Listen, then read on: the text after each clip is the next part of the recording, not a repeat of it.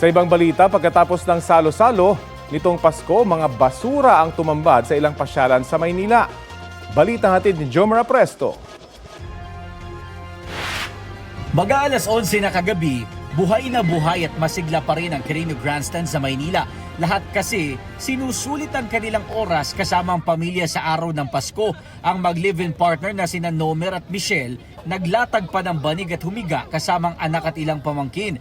Galing daw sila ng parola at dito talaga sila nagse-celebrate ng Pasko gayon din sa bagong taon. Marami po kami, iba po umuwi na. Naubos na po yung baon namin.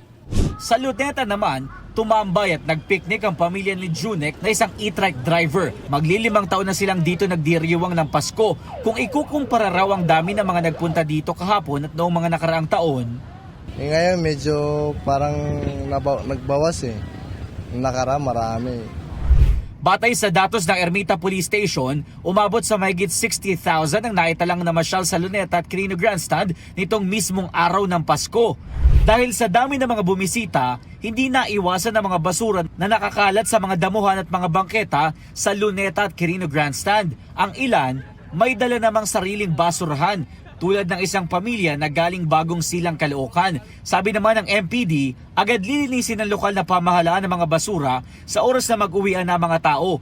Sa Luneta, hindi na nagpapasok ng mga tao pasado alas 11 kagabi. Napuno naman ang Ross Boulevard ng mga motoristang nag-uwian. Karamihan sa kanila, nasulit daw ang Pasko. Hindi raw kailangan ng malaking budget para maging masaya, basta't buo ang pamilya at sama-samang nag-e-enjoy. Merry Christmas and Happy New Year! Jomar Apresto nagbabalita para sa GMA Integrated News.